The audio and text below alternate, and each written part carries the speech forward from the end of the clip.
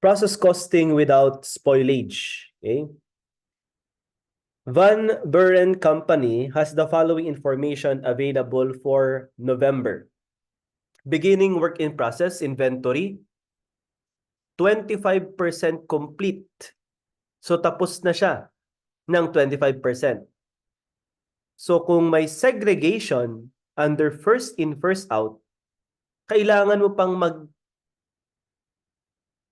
mag-include ng additional 75%, di ba? To complete the said work in process for conversion costs. Okay? Sa direct material, depende kung ilang percent ang naidagdag within that range. Okay? Pero sa weighted average method, hindi mo na kailangang isegregate pa. Okay? Dahil as if, okay, sinimulan nga yung period ng November at tinapos din ngayong period under weighted average method. Started 120,000. So itong dalawang ito, pag inad mo tong dalawa, this is your total units to account for. Okay? Total units to account for. Step number 1. And ending work in process, ang sabi sa problem, 30% complete as to conversion. So with regard to the 2F, kailangan mong i-compute ngayon ang tinatawag nating completed units during the period. Okay? Completed units during the period. So 120 plus 10, that's 130.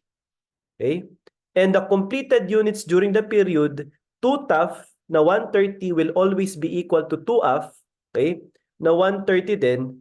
So, ma-work back mo, no? Na beginning plus started, so you have beginning plus started, this is your 2TAF, okay? Amounting to 130. So, yung completed unit naman natin, that's ending plus completed unit. So yung ending mo ay 30. Okay? So kung ang 2F naman natin ay 130, so the completed unit, ma-workback mo 100,000 units. Okay? So yan po yung completed units naman. Okay? Nasa solution din naman natin yan. Ang tanong, ito bang beginning work in process inventory cost for material at conversion kailangan mo? Depende. Kapag CPE computation, weighted average method, yes. Kapag CPE computation, cost per EUP, FIFO, hindi. Yan. How about current period cost? Materials na 33,000 and conversion cost na 109,695. Kailangan mo ba yan? Depende. Okay? Yan ba ay current period cost for WAM? Yes. Kapag FIFO, yes din. Okay? Kailangan mo yung mga yan. Now, sa transferred out cost, assignment of cost, yung hindi mo kinonsider, ulitin ko, under FIFO, na beginning work in process, yan ang magiging first component mo sa transferred out cost. 2,1 and 2,030. So that's 4,130. All materials is added at the start of production and all product completed are transferred out. Okay? So ito muna yung first assumption. If all materials are added at the start of production. Okay? Ano yung mga requirement? So kung all materials are added at the start, gagawa ka ng cost line. Okay, ganito po yung kwento niya. At point 0, your beginning. Okay? Your started. Your ending. Wala mo ng loss unit. So BSE na lang muna. At point 0, dinagdag mo na lahat ng materials na kailangan. Binili mo na at available na. Direct material. At point 0. Okay? Direct material. Now, 25% complete. So 10, 20, 30, 40, 50, 60, 70, 80, 90, and 100. Yan. Ito naman yung 100. So, ibig sabihin, kung 25% complete, nandito siya. Nandito ang conversion cost mo. Okay? So your conversion cost is at 25%. Yan. Conversion cost. Sa ending naman, ang conversion cost mo 30. So 10, 20, 30. So hanggang dito ang conversion cost mo. Okay? Sa ending. Yan. So with regard to the percentage work done under WAM, walang problema sa beginning kasi walang segregation. Under FIFO, 75% ang kailangan mong tapusin sa conversion cost kasi may segregation. Pero dito sa loob ng 75%, wala ka ng material, okay? Dahil naidagdag na last period lahat ng materials. So 0, 75 kapag first in, first out ang iyong percentage work done. Pero kapag weighted average method, walang segregation, yung 25 plus 75, 100. Yung 100 plus 0, 100. Kaya walang segregation. Okay? Pagdating sa ending work in process, wala namang pagkakaiba ang FIFO at saka WAM. Dahil ang conversion cost, it is at 30% kung ilan lang ang natapos. Nung tinignan mo sa loob, nung 30% na yan, uy, may materials na dyan. Nandyan na yung 100% na material. So if materials are added at the start, 100%, okay? Ang ending work in process, 30% naman ang ending for material and conversion cost respectively. So ganyan po, no? FIFO and WAM. So ito yung crucial din class, no? Percentage work done. Dahil yan ang kailangan mo sa pag-compute class ng tinatawag natin na EUP. Okay. So take note, pag FIFO, 0.75, 130. Kapag WAM, 100, 100, and 130 respectively. Okay. Now, let's proceed to the requirements. Dito muna tayo sa 1 to 8. Using FIFO, what is the amount of started and completed units? CAD. P. Using FIFO, what is the EUP for direct material? Using WAM, what is the EUP for conversion? Using FIFO, what is the total cost to account for? Using WAM, what is the cost per EUP for direct material? Using FIFO, what is the cost per EUP for conversion? How much is the ending work in process under WAM? How much is the transferred out cost in the beginning inventory? Yan. Okay?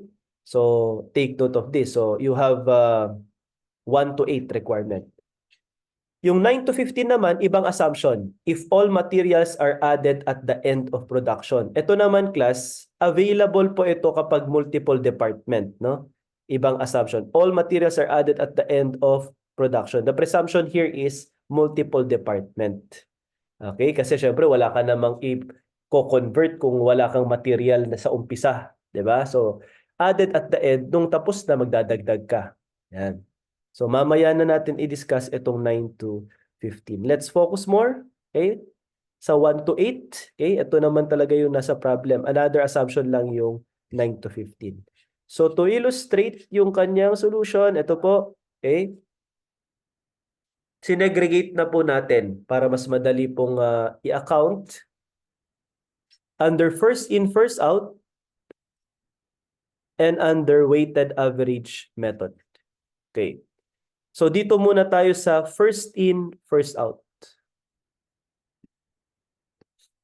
BWIP plus started, 2 TAF is 130. So tama. Okay?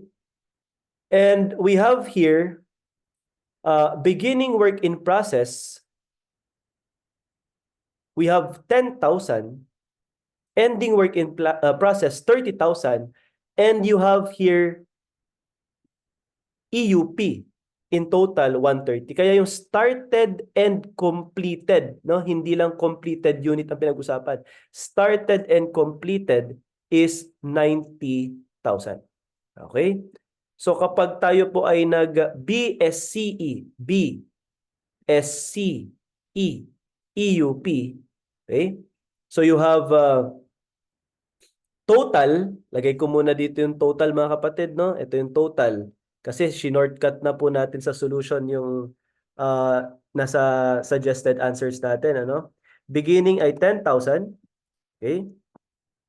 Tapos started and completed is 90,000 as computed. And the ending is 30,000 given yan. Okay. So itong mga ito, minultiply natin sa percentage work done. Dito muna tayo. Let me remind you, first in, first out muna tayo. Okay, first in, first out. Ayan. Okay. So you have total cost or total units to account for 130. Total units accounted for 130. Itong beginning at saka CADP, this is your CADP. Okay, this is your CADP. Completed unit during the period. Yan. 10 plus 90, that is 100. Okay.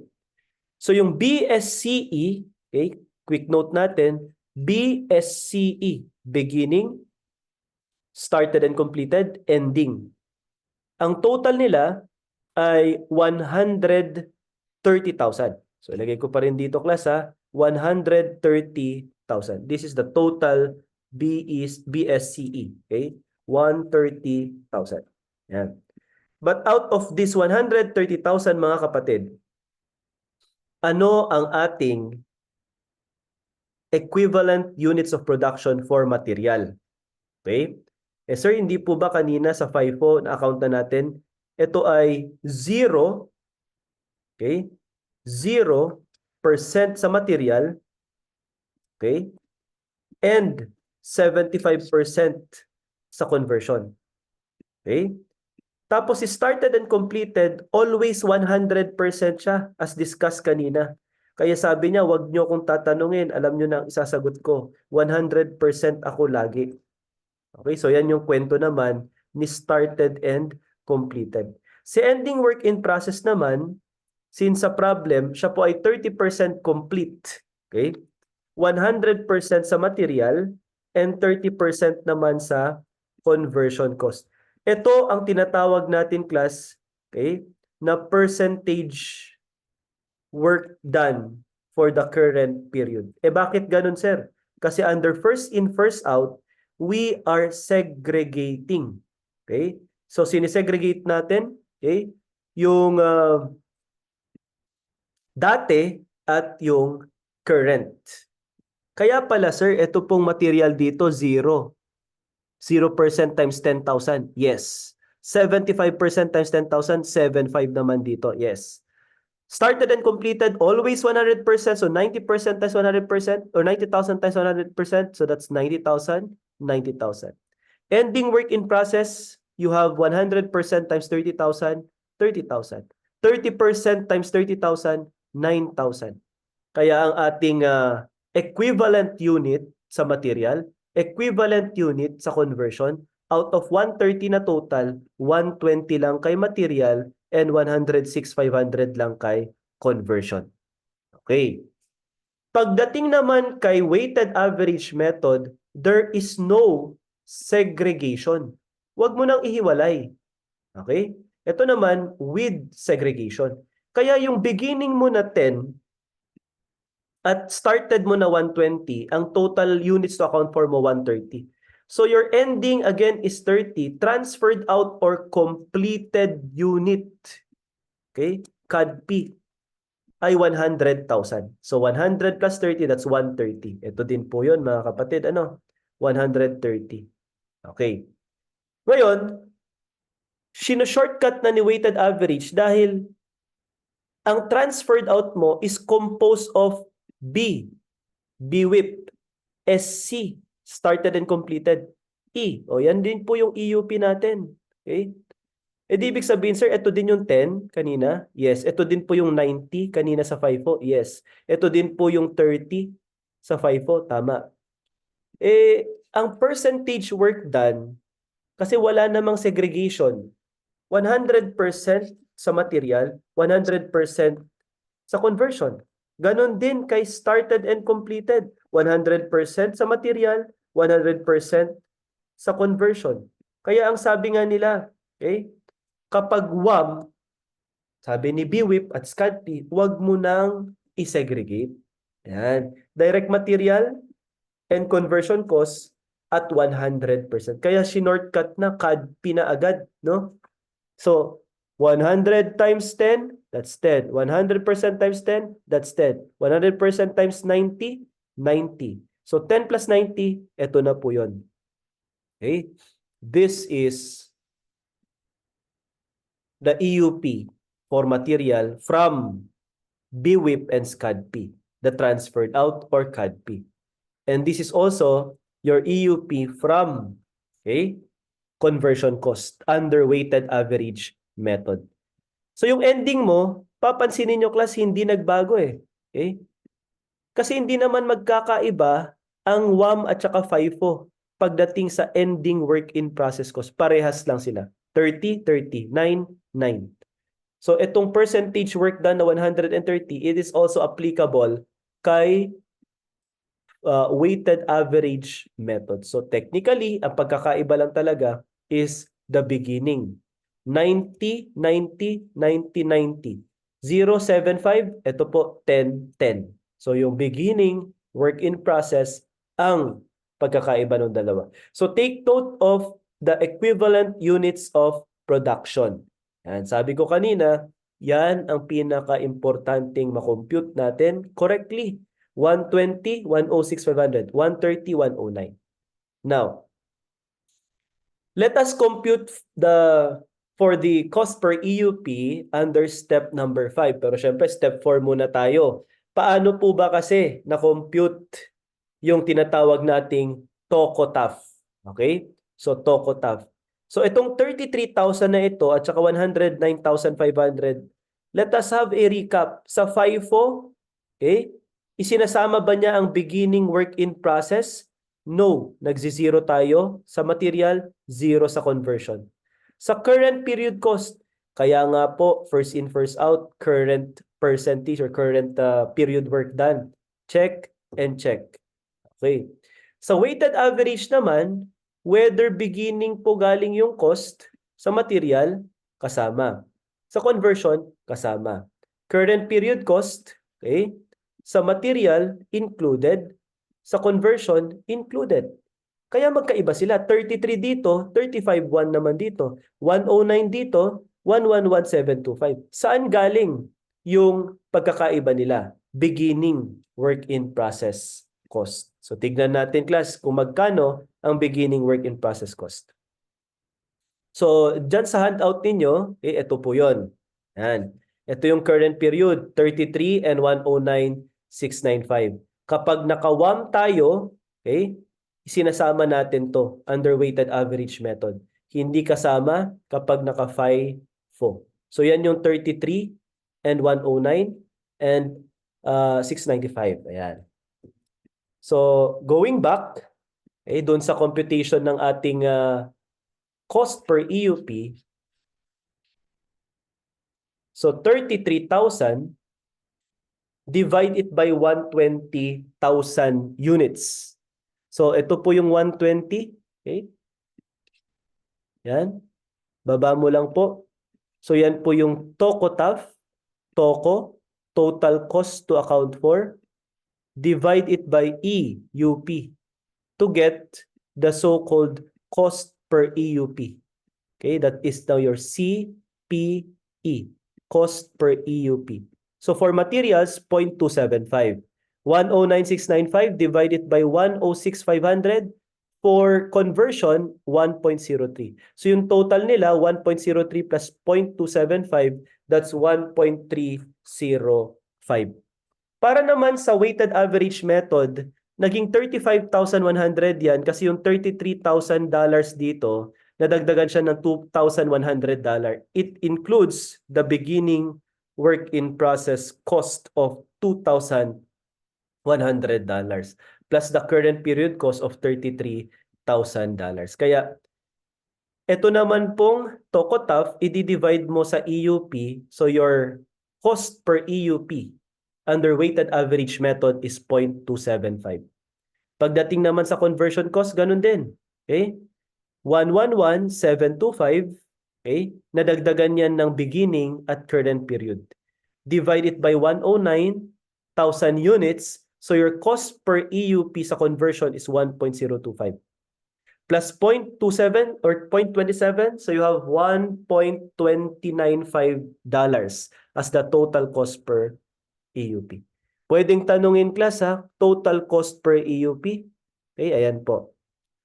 Okay, or cost per EUP per item, material conversion, material conversion. Okay, so tapos na tayo sa step number 5. Let's proceed to step number 6. For step 6, okay, let us compute for the TOSIB. Ayan, TOSIB. Okay? Sir, saan galing yung 4130? Okay? Itong 4130 na ito, class, this is your beginning work in process cost for the last period. Yan po yung 2,100, okay, dollars plus $2,030. Okay? Ito po 'yon. Balikan lang natin mga kapatid. Yan yung hindi mo sinama, no? Okay? I hope you have your copy, no, printed copy diyan para madali pong sundan. Ito 'yon. Yan. Yan yung first component. Okay?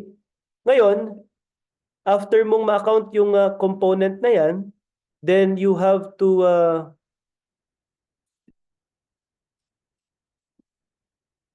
multiply yung EUP naman ng beginning work in process 0 and 7.5 by the cost per EUP. Yan po, no?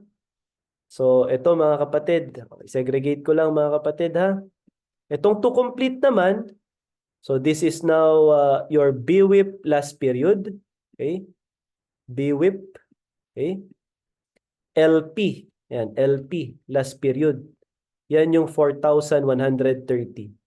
Saan naman galing itong current period to complete? Sabi dito, no? So, direct material and conversion cost. Yan. So, for direct material, the CPE is 0.275. Ito yun. For conversion cost, okay, ang CPE naman natin is 1.03. Yan, 1.03. Okay? That's the cost per EUP. So, to compute for the BWIP current period, ito po ang tawag ko dito, class, sa quick note natin, no? Ay BWIP current period. Yan. Okay. To compute for that, you have here the formula again, EUP times CPE. Okay? So, ano ngayon ang ating EUP for direct material? Eh, sir, 0 tayo dito. Yan, 0. Tapos dito naman, okay, ang ating EUP, balikan lang natin, okay, for direct material, ito yun, 7,500. So, we have 7,500, okay, multiply this by 1.03. So, 7,500. Yan po yung kwento ng solution natin, okay, na 7,500 times 1.03. Okay? Kasi 0 naman yung material. So, you have your 7,725. So, pag inad mo tong dalawa, our transferred out cost in the beginning inventory, TOSIB. Okay? TOSIB. That is our quick note. TOSIB is $11,855. Okay? So, ito yung step 1 sa discussion natin kanina. Step 2, discussion natin kanina. Step 3 naman, ito naman, started and completed. And step 4, konolu. Pero wala naman tayong loss unit na normal. Okay? So, started and completed, pansinin nyo, sino-shortcut na niya. Total CPE, multiply this by, okay, EUP na 90,000. Hindi na niya sinisegregate, no? It will be, again, okay, time consuming kung isa-segregate mo pa. Kung pwede namang, okay, i-total na lang. Ibig sabihin, sir, yung 0.275, okay, at saka 1.03, i-add na lang namin. Tama. Kasi yung multiplier mo din naman, mga kapatid, iisa lang. Okay, same lang din naman sa material, 90,000. Sa conversion, 90,000 din. Okay? Kaya meron kang 117,450. So the transferred out cost now is $129,305. Okay? So that is for transferred out cost. Okay. How about the ending work in process? Let's take note, no? Per item tayo. Yan. So ito, okay, ang formula mo ulit dito, let me remind you, okay, this is EUP multiply by CPE. Kaya nga sabi ko, domino effect. Kung tama ka ngayon sa EUP, no? Sa ending work in process, ang direct material EUP mo, 30,000. Okay? Sa conversion cost naman, since 30% lang ang natapos sa conversion cost, 9,000. Okay, 30,000 times 0.3. And then multiply it by the CPE. So 30,000 times 0.275, you have 8,250. 9,000 times 1.03, you have 9,270. Kaya ang ating ending work in process cost, ulitin ko mga kapatid, ending work in process cost is 17,520. Okay? Eh sir, ano tong total cost accounted for? So kung may TOCO-TAF, dapat mag-equal siya sa TOCO-AF. Yan.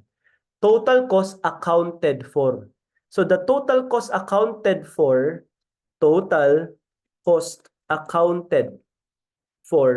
it is composed of, okay, number 1, transferred out cost, plus number 2, ending work in process cost. Baka lang po may loss unit, number 3, abnormal loss unit cost. Ayan po, no? So yan ang components ng total cost accounted for. So 146,825. Saan galing yan? 17,520. Okay? Sa FIFO 17,520 plus, okay? Balik ka dito mga kapatid. What is the TOCOS under FIFO? Okay? We have 129,305. So 129,305 plus 17,520, that is 146,825. And I would like you to take note of this amount, 146,825. Paano compute? Transferred out plus ending. Okay. Kaya pala to account for kanina, ito naman accounted for. Eh paano naman yung to account for? O ganito naman. Saan mo ma-encounter yung 146,825? Ito po yon. Balikan ko lang po ito class ha. O, calculator. Paki-add nga po ito. 21 plus 2030. So that's 4,130. Okay. Tapos paki-add din po ito. 33,000 plus 109,695. So that is 140. Okay? 2,695. Okay? 142,695. Okay? So, mga kapatid, pag inad mo yung dalawa, 4,130 plus 142,695. Okay? What will be the total amount? Okay?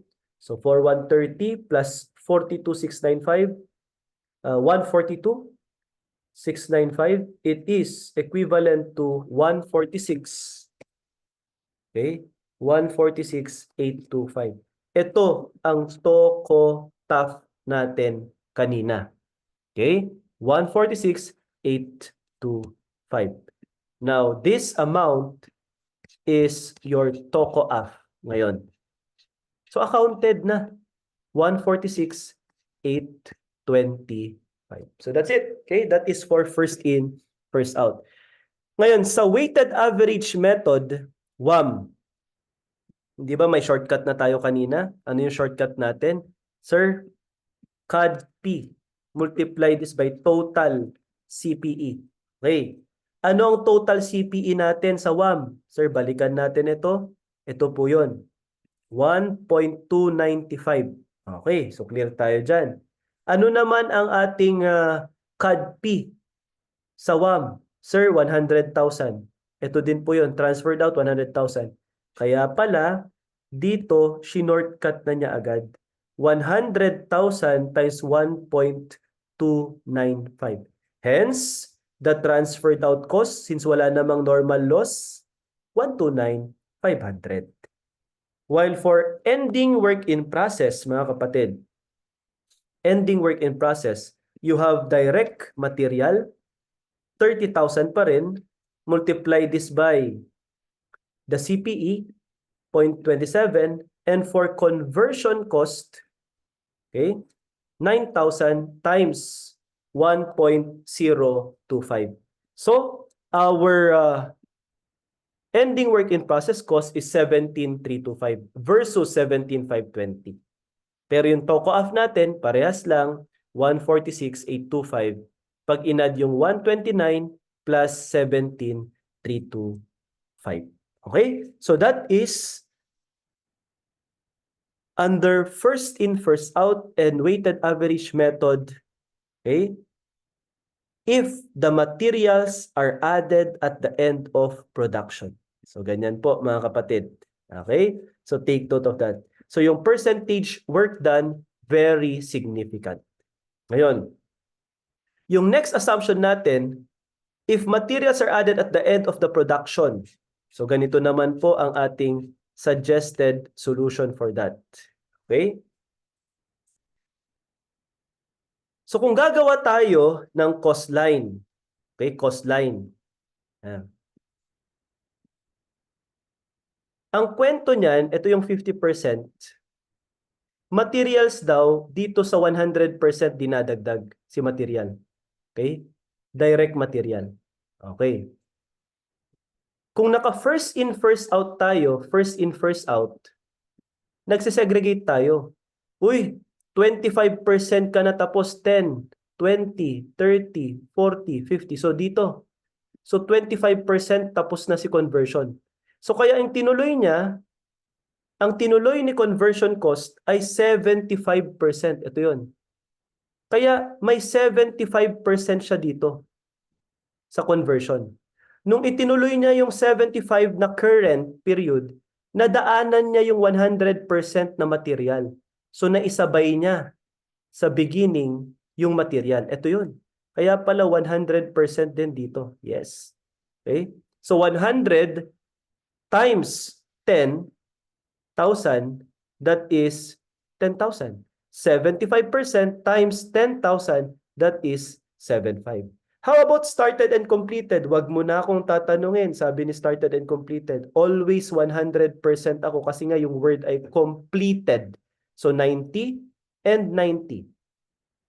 How about ending work in process? Ang sabi ni ending work in process, uy, hanggang 30% lang tayo complete, hanggang dito lang.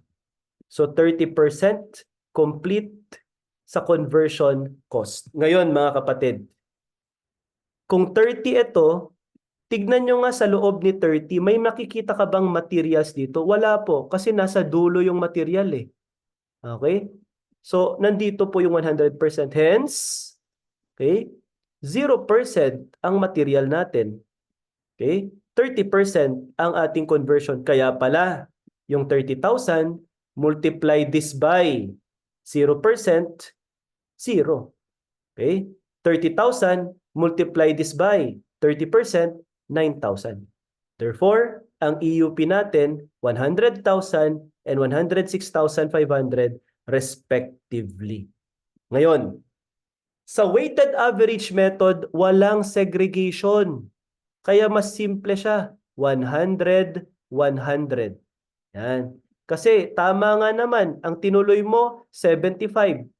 Okay? 75 yung tinuloy mo, pero wala akong pakialam dyan sa 75 na yan. Kasi yung 25, as if ngayon ko din ginawa. Kaya 100,000, that's 10 and 90 times 100%, 100,000. 100,000 times 100%, 100,000. Pero yung ending work in process, parehas pa rin, 0% and 30%. Okay? So 0 times 30,000, 0. 30% times 30,000, that is 9,000. So our EUP for material, 100,000. For conversion, 109,000. Ito ang pinaka-importante, mga kapatid, sa step ng process costing. The EUP computation purposes. Ayan po, no? So, yung pinaka-importante. Ngayon, pagdating sa CPE, cost per EUP, ganun din po. Yung kwento kanina, ganun din ang gagawin. So, yung 100, i-divide mo lang from 33. 106,500, divide mo lang from 109,695. 100 divided by 35,100. And 109 divided from 111,725 to get the CPE per item, material conversion, CPE per item, material conversion.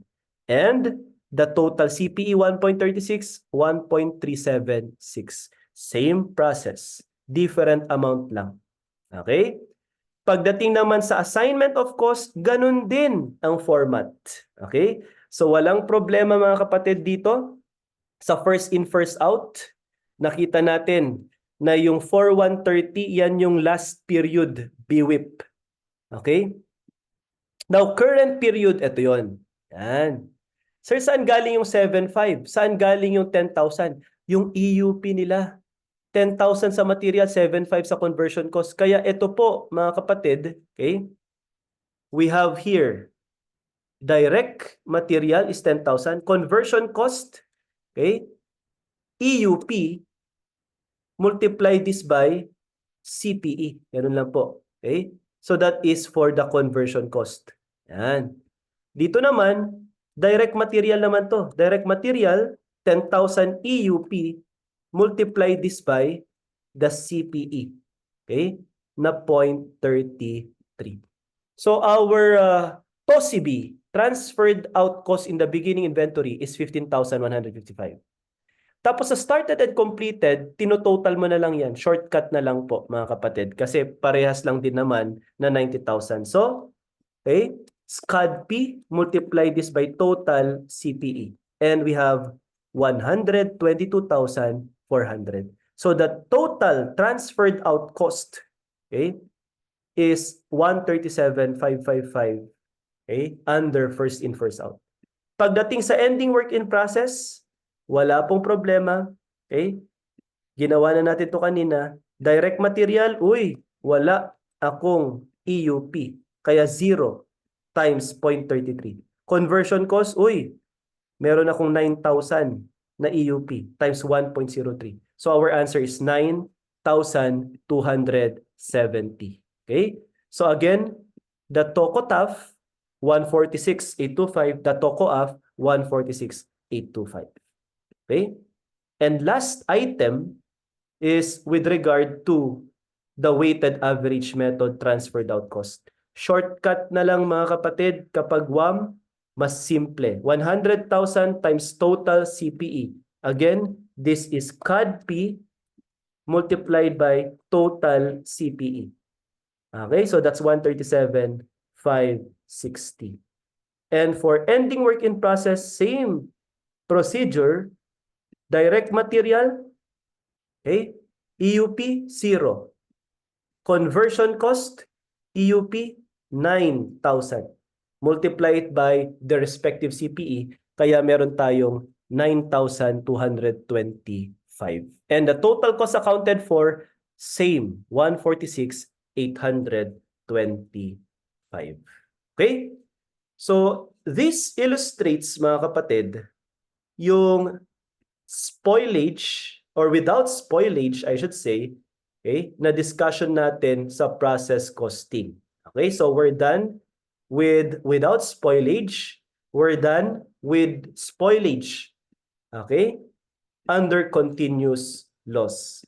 So next concept to discuss will be discrete loss. Okay, with inspection point, applying the 6 steps under process costing, also multiple department. Okay? So as to discuss and illustrate the concept of transferred in.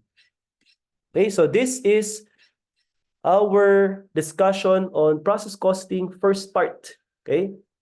So next part will be discrete loss and multiple department.